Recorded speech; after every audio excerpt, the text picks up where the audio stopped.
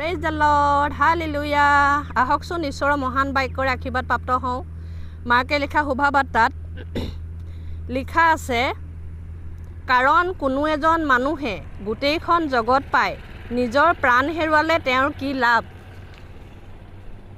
আমাৰ শাস্ত্ৰ বাক্য বাইবেলত লিখা আছে, মাৰ্কে লিখা শুভবাৰ্তা 8:36 যদি কোনো এজন মানুহে গোটেই জগতখন পায়ো নিজৰ প্ৰাণ হেৰুৱায় তেওঁৰ কি লাভ। প্ৰিয়সকল, ইমান স্পষ্টভাৱে প্ৰভু যীশুৱে কৈছে, অকল যে আমি খ্ৰীষ্টীয় বিশ্বাসীয়েই জানিছোঁ বাক্যশাৰী এনে জানো, কিমান সহজভাৱে তেওঁ জানিবলৈ দিছে মোক আপোনাসৱক। আজিৰ এই পৃথিৱীত বা আমাৰ ভাৰতবৰ্ষতেই বহুত মানুহ আছে, বহুত ধনী ধৰ্ম থকা মানুহ আছে, ধন থকা মানুহ আছে, বহুত ধনী ধন থকা মানুহ আছে।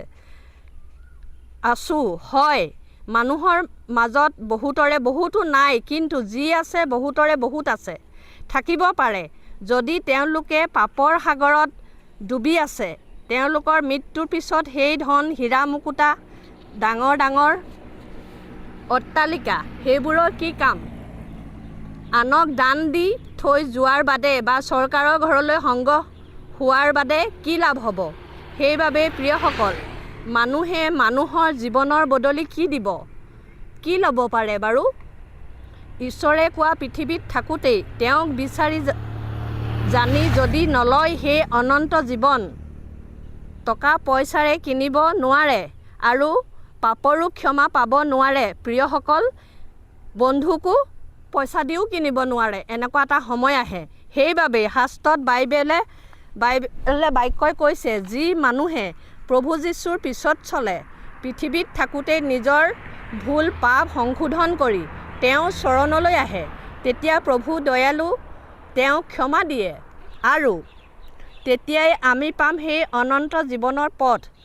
কোনেও একো লগত অনা নাই, আমি কোনেও একো অনা নাই আৰু লগত নিবলৈও একো নাই আৰু নিবও নোৱাৰোঁ। প্ৰিয়সকল, ঈশ্বৰে লিখা আৰু বিচৰা ধৰণে জগতৰ ধনক নহয়, আমাৰ জীৱনক অনন্ত জীৱনলৈ নিয়াৰ আমাৰ উদ্দেশ্য হ'ব লাগে। তেতিয়াহে আমি ঈশ্বৰৰ চৰণত ঠাই পাম আৰু গোটেইখন জগত পায়ো আমাৰ আত্মা হেৰুৱাবলগীয়া নহ'ব। যদি আমি তেওঁত ভৰসা কৰোঁ, এই জীৱন থাকোঁতেই বিশ্বাস কৰোঁ, আমাৰ কৰ্মৰ প্ৰতিটো দিন, প্ৰতিটো সময় চিন্তা ঈশ্বৰৰ আগত ৰাখি চলোঁ, নিশ্চয় আমাৰ ধন সোণ পেলাই দিবলগীয়া, আনে সংগ্ৰহ কৰিবলগীয়া নহ'ব। প্ৰিয়সকল, আহকচোন আমি প্ৰাৰ্থনাৰে তেওঁৰ চৰণলৈ চাপি যাওঁ হওক। হে পৰম পূজনীয় পিতা, তোমাৰ মহান আৰু পবিত্ৰ চৰণত ধন্যবাদ দিছোঁ।